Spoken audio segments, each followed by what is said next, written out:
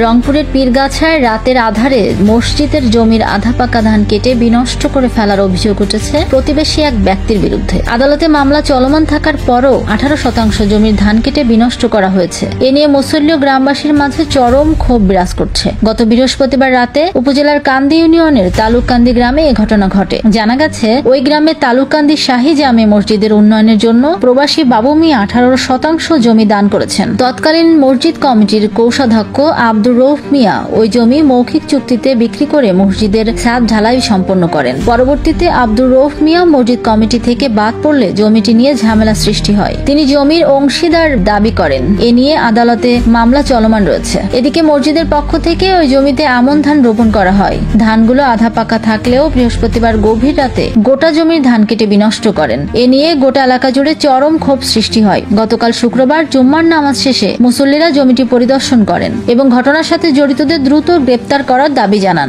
স্থানীয় গ্রামবাসী জোবাইদুল ইসলাম, জিয়ারুল ইসলাম, Aminul Islam Sujan, S A সবুর জীবন বলেন, মসজিদের ফান্ড থেকে এখানে জমিটা আবাদ করছিলাম। আবাদ করার পরে এই ধান এখানে কাটিয়ে মাথাগুলো সম্পূর্ণ কাটিয়ে ফেলেছি। আমরা আবাদ করছি মসজিদ থাকিয়ে কাটিল, সে ধানটা তো নিয়ে যাইতেও পারে না, ধুয়ে দেখিয়া আর ধানটা নেওয়ার মতন আর কোনো কায়দায় নাই। এই জব্দগুলো করতে এই ধানগুলো নষ্ট করতেছে। এটার আমরা একটা সঠিক বিচার চাই। আমরা যেন সুষ্ঠু তদন্তের সহিত সুষ্ঠু বিচার আমরা পাই।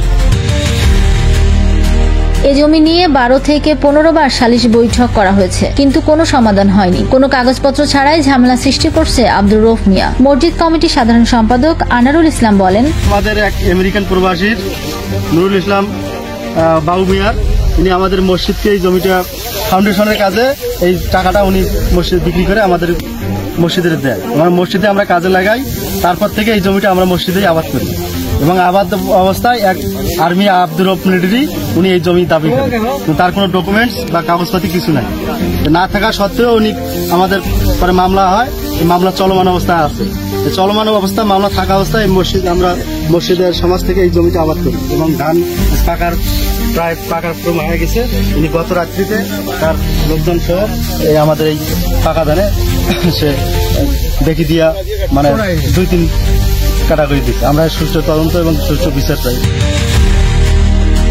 মসজিদ ফান্ডের টাকা দিয়ে ধান রোপণ ও পরিচর্যা করা হয়েছে, অথচ রাতের আধারে ধানগুলো কেটে বিনষ্ট করা হয়েছে। কোনো মুসলমানের পক্ষে ধরনের কাজ করা সম্ভব নয়। আমরা এর কঠিন বিচার চাই। জানতে চাইলে অভিযুক্ত আব্দুর রউফ মিয়া বলেন, আমি বাড়িতে ছিলাম না, একটি কুলখানি অনুষ্ঠানে ছিলাম, ধান কাটার বিষয় জানি না। এ ব্যাপারে পীরগাছা থানার ভারপ্রাপ্ত কর্মকর্তা ওসি রোমেল বড়ুয়া বলেন, এ বিষয়ে এখনো কোনো অভিযোগ পাওয়া যায়নি। অভিযোগ পেলে তদন্ত করে ব্যবস্থা গ্রহণ করা হবে।